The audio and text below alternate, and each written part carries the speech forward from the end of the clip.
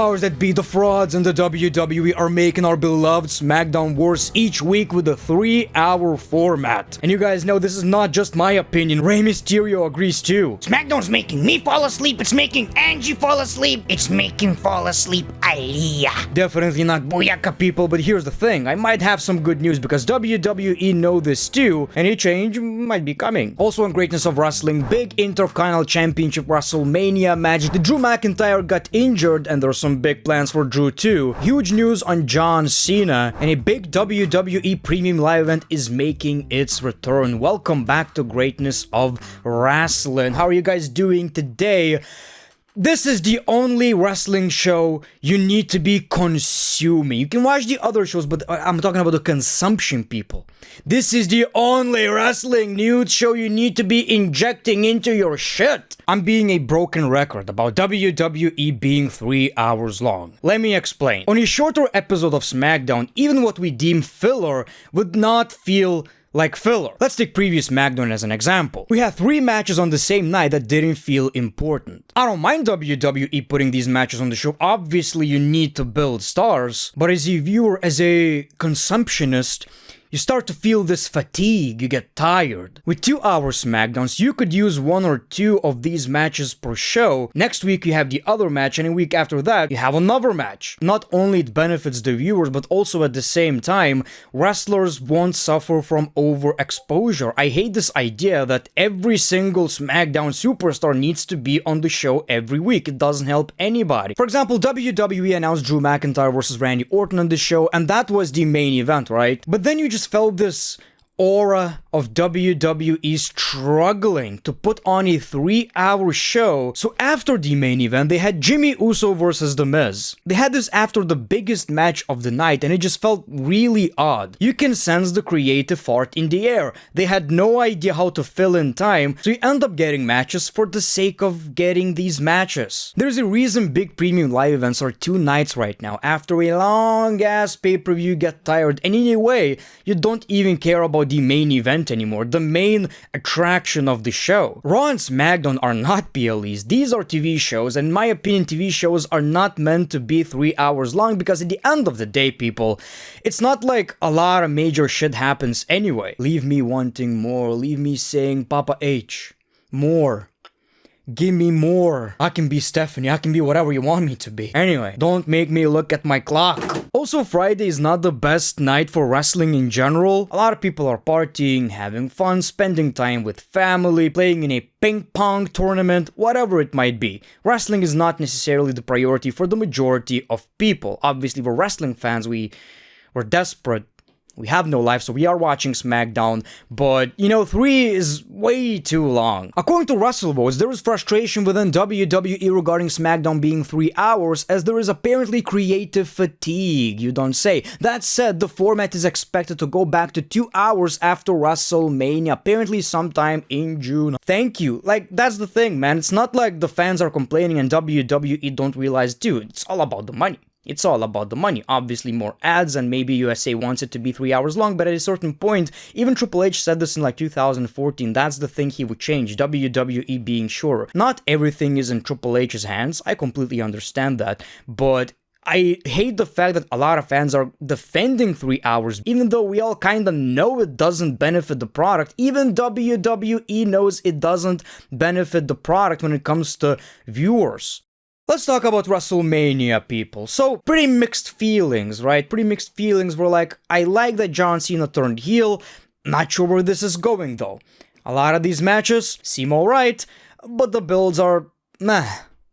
I'm sure all of us feel kinda mixed about WrestleMania this year. One thing I talked about is the possible ladder match for the Intercontinental Championship, and unfortunately that's most likely not happening, but we're getting a pretty interesting match anyway. According to Fightful Select, it's going to be a fatal 4-way match for the Intercontinental Championship at WrestleMania 41 with Braun Breaker versus Penta versus Finn Balor versus Dominic Mysterio. Okay, so a couple of things. Where's Sheamus? Sheamus is amazing. Every time you see that guy in the ring, banga after banga. God, his wife must be happy. What I'm trying to tell you is that he should be on the card. He should be. That's why it should have been a ladder match, because not only it would be better than a Fatal 4-Way, you also get more talent who deserve to be on the show. And yes, I'm being a little hypocritical because I don't feel like everybody needs to be on the show, but we're talking about Sheamus. Here's why I kinda like this idea. You have Finn Balor and Dominic Mysterio in the same match, and there's also this rumored return of Aleister Black. Let's not get into that. I don't know if it will happen or not. Maybe he will be the Judgment Day leader. We'll see.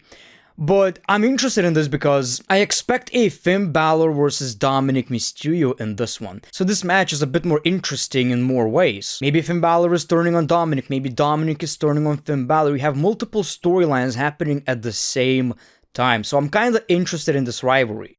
As you saw on SmackDown, Drew McIntyre went through glass. Have no idea what that was. Possibly the fake glass, you know? I think it tastes like candy, doesn't it? Should. It should. But there's more stuff on Drew McIntyre. Drew McIntyre teased on the Untapped podcast that there is something big in the pipeline with The Rock. Now, if you guys don't remember, I think this happened like a couple of months ago, right before WWE went to Netflix. We saw a clip of Drew McIntyre and The Rock interacting backstage. And this brings me back to a pretty recent segment where Drew McIntyre was smiling at Seth Rollins. Give me a tinfoil hat. Okay. Conspiracy theorist one, people. Conspiracy theorist one. Now we just start speculating. Don't take any of it seriously. I'm talking right out my ass. That's what I'm doing right here. Maybe Drew McIntyre, John Cena, all of them are working together. Maybe something big is happening with Drew McIntyre and he's part of this new faction. You know, The Rock's soul and belly button fluffies collection. I'm also interested in the fact why he smiled at Seth Rollins. Maybe Seth Rollins is part of it too. Maybe it's not even worth debating that, talking about it, because anything that I talked about right here might or may not happen in like 5 months. It's not like it's gonna happen anytime soon. What kinda makes me happy is that Drew McIntyre possibly is still getting a big push and he's a big part of the WWE product, because obviously him versus Damian doesn't feel that important, but I guess WWE just realized he doesn't fit into many plans at WrestleMania, so I kinda get what WWE did right here. Let's talk about John Cena, people. John Cena is currently a bigger favorite to win the WWE Championship at WrestleMania 41, according to betting. Like I've said, I feel like that is the right choice because we need to have him beat the record, right? Also, since he is staying in the WWE for a while after WrestleMania, he needs to defend that championship, create some dream matches. I don't see a scenario where Cody retaining is more interesting than John Cena winning the championship. Imagine Raw after WrestleMania. What's gonna happen next? The story of John Cena defending the championship a couple of times and then leaving the WWE, because that's his plan, to leave the WWE Championship, which obviously is not gonna happen. But I'm really interested in this story a lot more than just Cody retaining. At the end of the day, we might see John Cena winning the championship later. We'll see. At the end of the day, WrestleMania or not, John Cena needs to win that championship in my opinion. But, you know, lately, I'm sure you feel this too, it seems like WWE didn't have real plans for John Cena. On one hand, I can appreciate not changing the attire. On the other hand, it seems like a big wasted opportunity. And I'm not sure if I'll upload this video after Raw or before Raw, but my biggest concern is that we saw John Cena's promo for 2 weeks, right? And it was the same thing. It was great. He's an amazing promo, right? It's interesting. It's John Cena talking as a bad guy. He can talk about cats, baby wipes, whatever. I'm gonna be interested in because it's John Cena, right? But at the same time, no explanation. And what concerns me is that this is going to be John Cena's last Raw appearance. We need those answers, because otherwise it feels like WWE just made this last-minute call and they had no idea what it all means. 2 long-ass promos, no mention of The Rock, no actual explanation as why he chose to turn heel then and why align himself with The Rock. That was kind of like the main point. And I like that he actually called out the fans, but it's also a bit of a plot hole because at the end of the day, like, he wasn't getting booed for the past 5 years.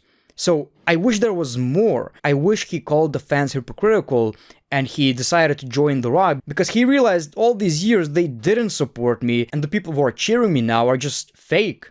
I just did what's right for my career, something along those lines. So we'll see what happens on Raw.